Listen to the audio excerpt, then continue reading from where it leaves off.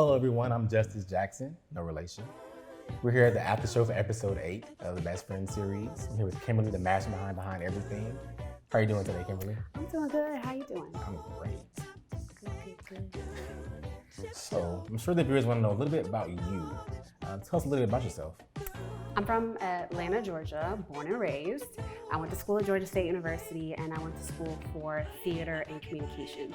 I also did take up a little bit of Spanish, but don't come speaking full-blown Spanish at me. And I also did a little bit of anthropology as well. Okay. What's your star sign? For y'all that follow astrology, my star sign is a Taurus. Freaking happy Taurus. Yeah. Go on a date with me to find out. I'm just kidding. So how long have you been a writer? I have been a writer for as long as I can remember. So fun fact about me, I write stories on fanfiction.net. I've been writing on there since I was like 10 years old or so. But I began writing, I think at the age of like 6 or 7. Entrepreneur. Yes. Other age. Yes. So you're a writer, you're a producer, you're a director, you're an actress. How do you juggle so many different hats? I think having a team that is able to help you and knows what they're doing and is willing to be present for your project, it helps significantly to help you wear those different hats. So I do most of the work primarily by myself, but when people do step in and they help out with little things such as scheduling or just sending out stuff to our cast and crew, it helps a lot. I'm sure it does. Absolutely. So you're a busy woman, obviously. Absolutely. So how did you come up with the concept for The Best Friend? I came up with the concept for The Best Friend on a whim. I had spoken with Alexa, who played Britt in the series, and she auditioned for me, and I just fell in love with her acting style. So I let her know that I needed to create a story just for us. So I went in the catalog through my brain of things that I could write down and situations that I may or may not have been in. And I came up with this 10-minute short film, which is what we saw in episode 1. And turned into mini short films. Oh my gosh, it turned into mini short films. The Best Friend was intended to only be a 1 10-minute short, and then we were going to, for every episode, do something different. Here we are, episode 8. Here we are, episode 8. So is there a real best friend? There was a situation, not with a best friend, but with someone that I consider to be close to. We got into a one-night situation, and after that situation happened, it was, what are we? Do we have sex every time we see each other? Do we do the things that we used to do when we see each other? Music Soul Child has a song called Half Crazy, Okay. and that perfectly described what we were going. I don't know if we're just friends anymore. I don't know if we're together. What are we? Eventually, we just decided that some space was good, and now there's this space between us. So we have very limited communication. Okay, makes sense. So who would you say is your favorite character and least favorite character of the show? All right, this is gonna sound vain, but my favorite character is Mina. Mina is a writer. She's not the main focus of the story, but she's kind of there helping the story push itself along. So she's there to say no. She's the logic behind the story. Okay. So she's thinking everything through, but she's kind of caught up in the rapture of Britt. Rapture. Yes. Strong word. Yes, Britt is a compelling woman. So she tells Mina all the things that she wants to hear, and Mina just kind of falls for it. But Mina's also thinking logically, and she's making sure that she has her back covered as well, because she doesn't want to be hurt by someone who doesn't know what they want. Who is your least favorite character? My least favorite character is Britt. Not necessarily for the situation that she's going through, but just how she's choosing to handle it. Communication is so important when it comes to having any kind of relationship, whether it's a friendship or whether you're with somebody romantically. Britt could have communicated better with Mina. She did communicate in some scenarios, which was excellent. I applauded her for that. But in other scenarios, she had the opportunity to make communication greater, and she didn't. So it caused kind of this rift between her and everybody around her. She didn't communicate with Dane, probably because she was a little scared admitting that she was a lesbian. Right. So, she just didn't choose those opportunities to communicate, and it definitely could have helped her situation. Absolutely, communication is key. It's key. which character would you say had the most development throughout the season? I think we see the most development with Britt. Whether it's good or bad development, we see it with her. You know, she starts off as this individual who is sure of herself, compelling, like, I know what I want, I'm gonna get what I want, to like, I don't know anymore, what do I want? And then she's confused, and now she's trying to cope. And then, you know, a friend sends her to therapy so that she can find a way to cope. And she begins to go into therapy, and she begins pursuing her relationship with Mina once again. So like, who Britt was at the beginning was somebody that we're interested in. Who she was in the middle is somebody that we probably don't want to associate ourselves with. And then who she was at the end is somebody that we're like, wow, she has grown. She's trying to grow. Like, it's the beginning stages, but she's trying. Definitely trying. So you play Mina of the show, who's actually one of my favorite characters of the show. Yay. So tell us a little bit about Mina, something that we may not have seen on screen. Yeah, absolutely. The backstory to Mina is that she's always been in love with Britt.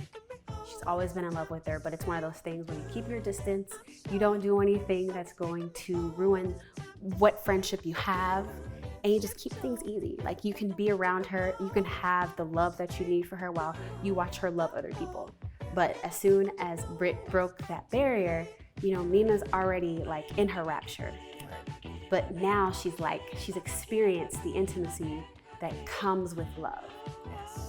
So she's stuck between like, I love you, like I really love you, I've always loved you, and I still have my life to live, and you don't know what you want.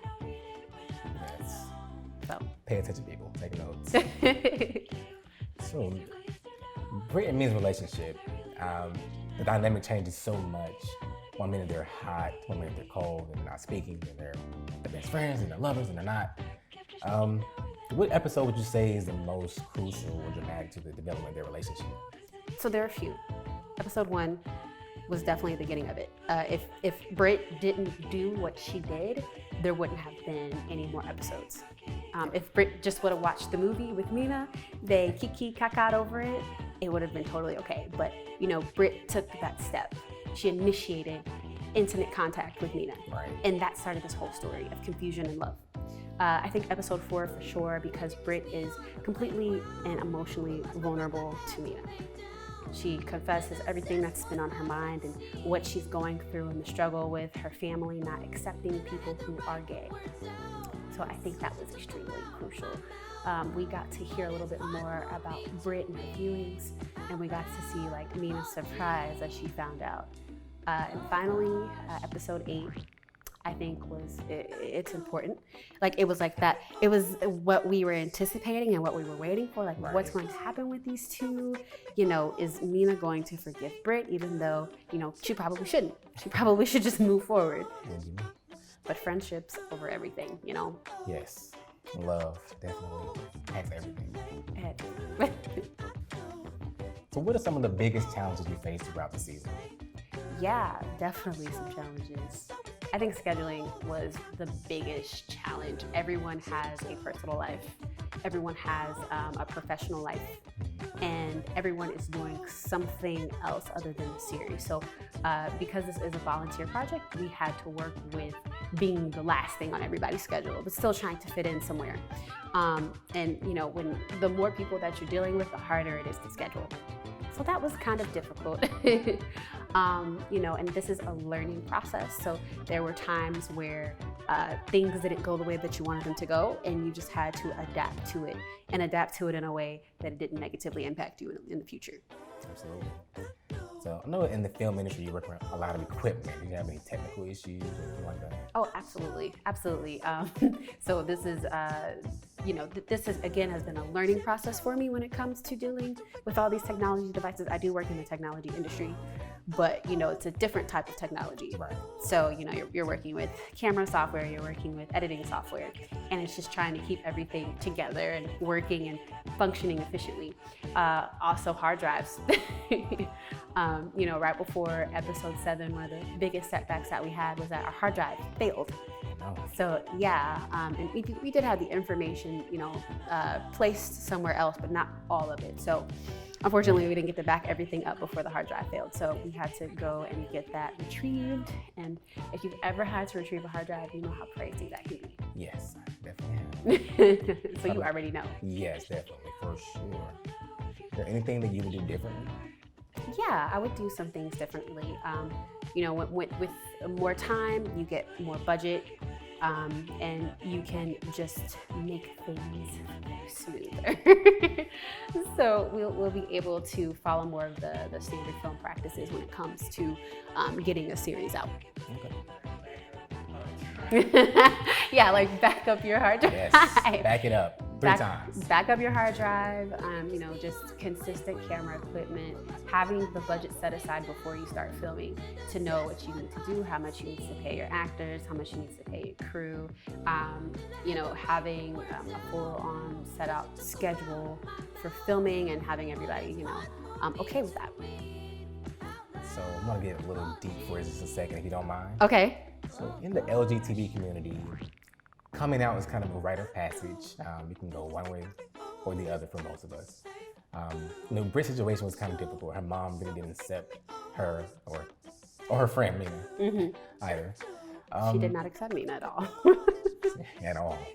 So usually that's kind of particularly in the African American community, it's kind of, with the men, that's a big issue.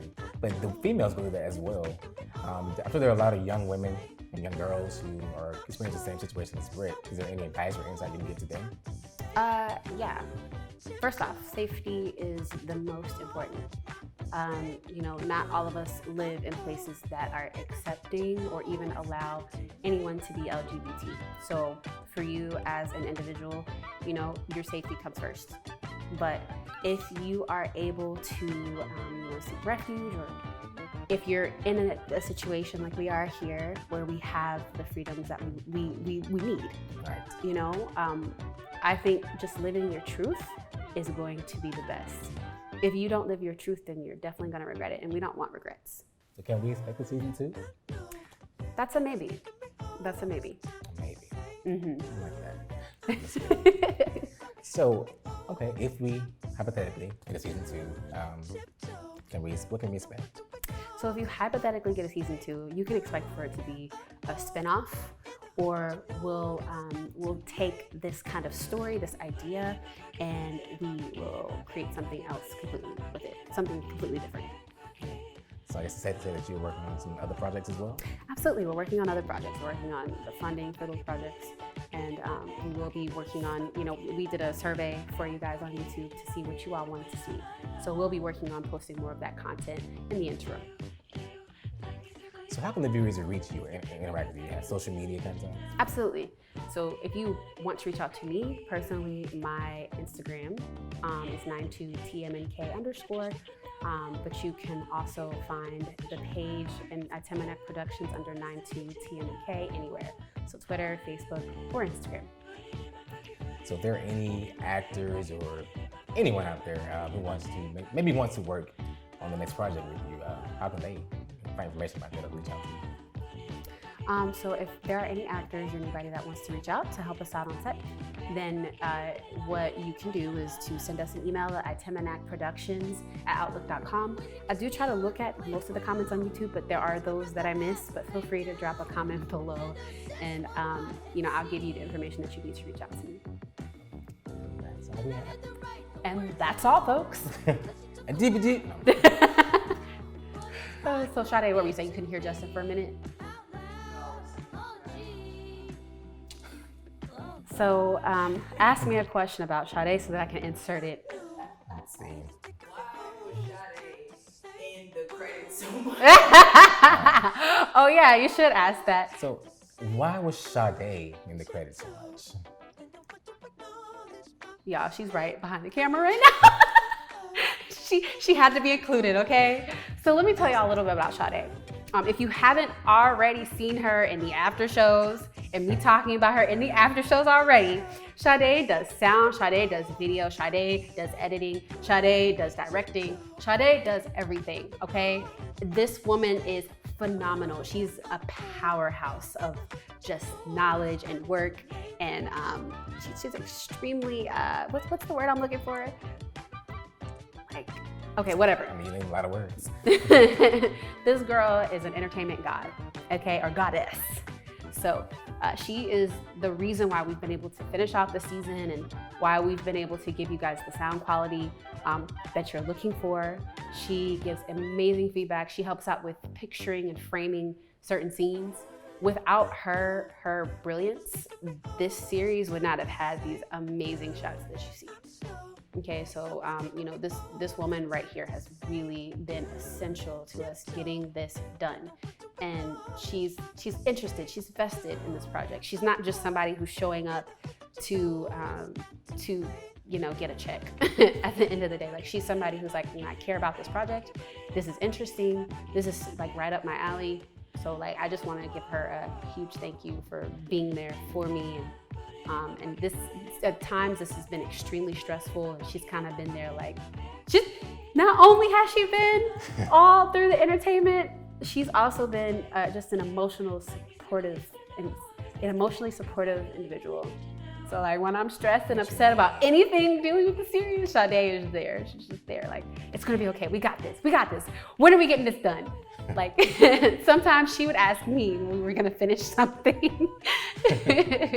So we have two boss-ass women running things. Take notes. Mm-hmm. Take notes. Take notes.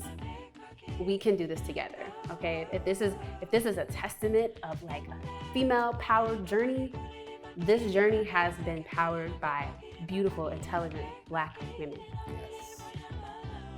I mean, we've had a few men on the set, but I mean, for the most part, like we've had like Stasia, you've been on set, Chasten's been on set. We've had very few men that have come through. I mean, I appreciate their help as well, but this has been a project that has been primarily completed and done by Black women.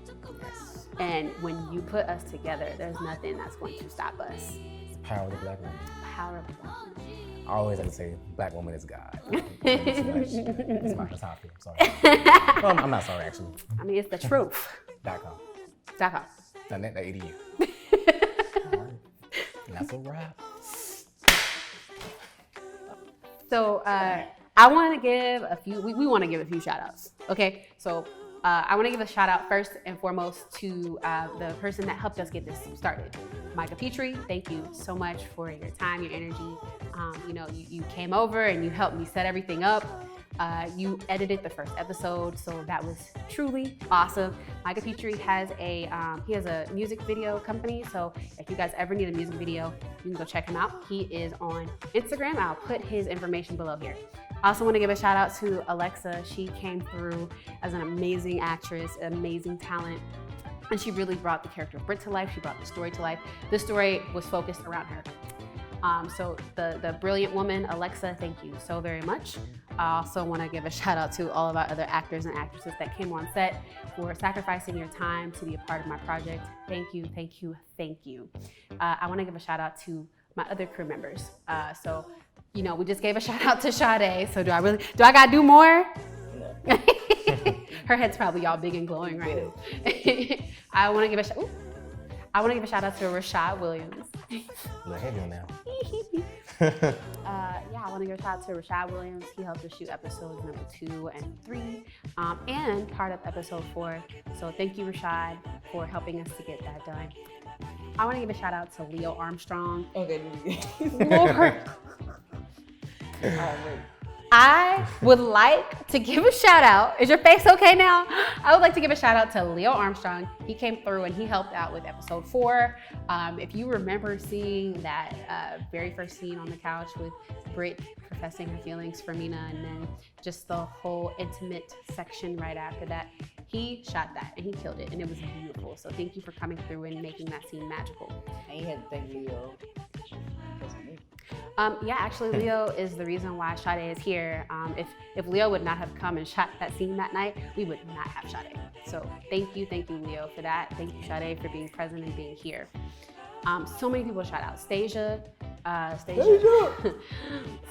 Rayon. Hey. rayon. I want to say thank you because you have been here since day one. You've been here to get experience.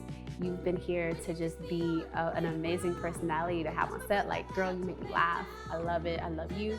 Thank you for coming through. I can't wait for us to work on more projects together. And it's just amazing because Sade and Stasia knew each other outside of The Best Friend, and somehow they ended up working together on this set. So thank you, Stasia, for being here.